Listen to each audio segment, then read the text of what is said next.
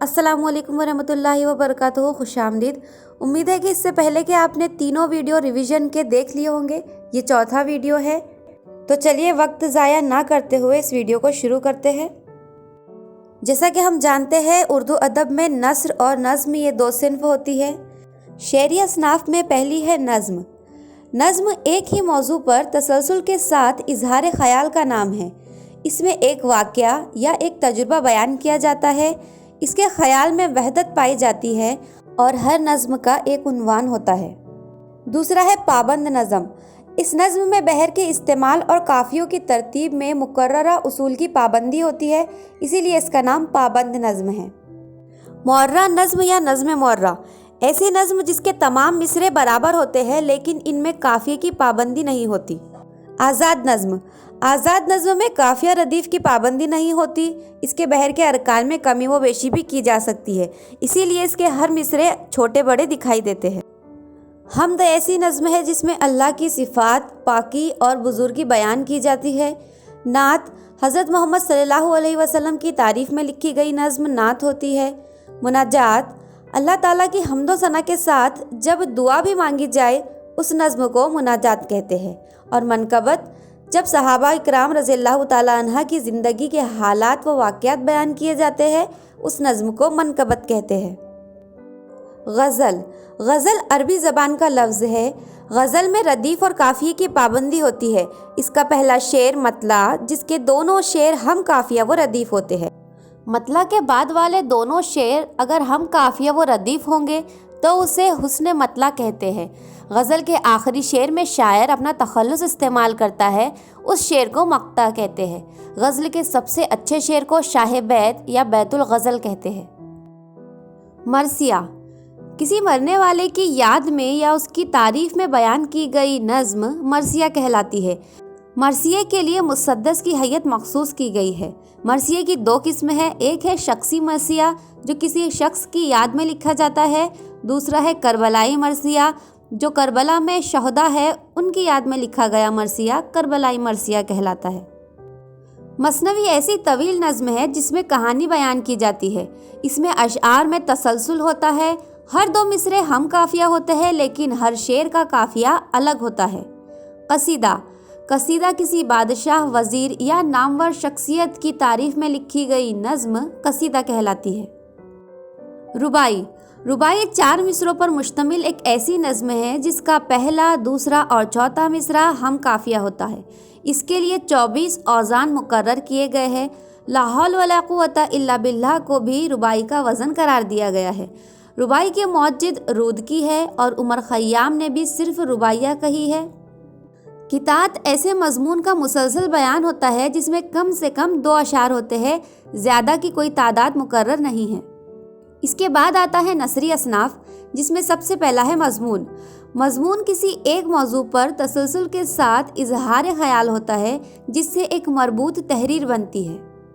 अफसाना किसी एक किरदार की ज़िंदगी का एक पहलू बयान किया जाता है, उसे अफसाना कहते हैं। नावल। नावल में किसी एक किरदार की ज़िंदगी के हालात बयान किए जाते हैं। नावल में प्लाट, किरदार, तर्ज और नुक्ता नज़र का ख़ास रोल होता है। ड्रामा। ड्रामे में एक प्लाट और एक किस्सा होता है जो मुकालमों और अदाकारी के ज़रिए नाजरीन के सामने पेश किया जाता है। दास्तान।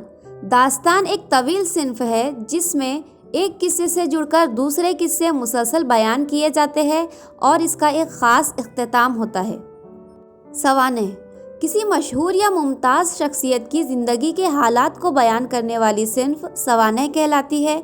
जो अपनी सवानेह उम्री खुद लिखते हैं उसे खुदनोश्त या आप बीती कहते हैं। खाका। किसी शख्सियत के नकूश इस तरह बयान किए जाते हैं कि इसमें इसकी खूबियाँ और खामियाँ उजागर हो जाती है और शख्सियत का एक खाका सा बन जाता है। सफ़रनामा।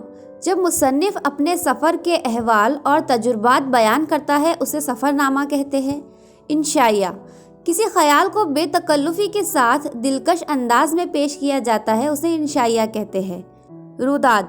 किसी हकीकी वाक़े को मुख्तसर सा बयान करना या उसकी रिपोर्ट तैयार करना रुदाद कहलाता है। अब कुछ तारीफ़ें हैं जो इम्तिहान के नज़दीक ज़रूरी है। अलिफ असली। ایسا الف جس کا تلفظ ادا ہوتا ہے جیسے احمد، امجد وغیرہ۔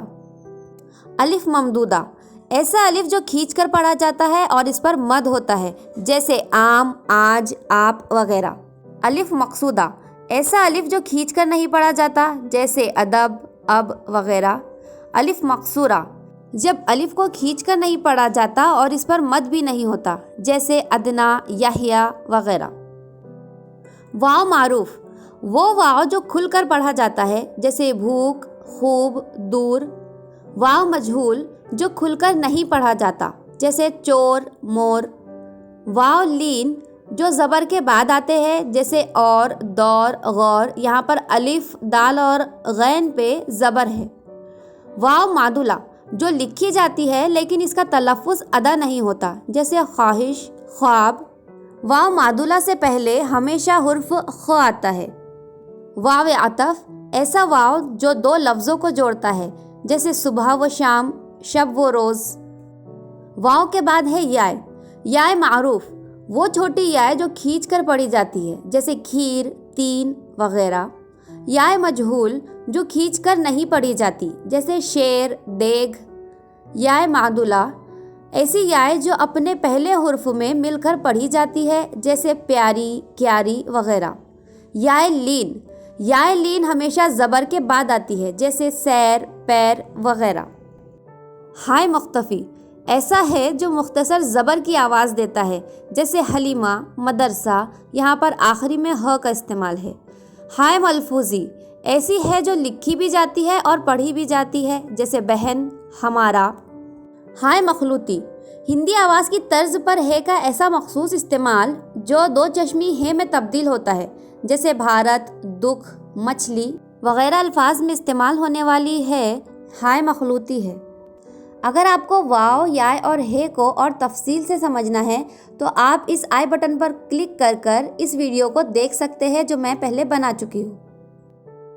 نون وصلی، ایسا نون جو اپنے بعد آنے والے حرف کے ساتھ مل کر ایک نئی آواز بناتا ہے جیسے سنگ، رنگ، رنج وغیرہ۔ نون غنہ، جن لفظوں کے آخر میں آواز ناک سے نکلتی ہے وہاں پر نون غننے کا استعمال ہوتا ہے۔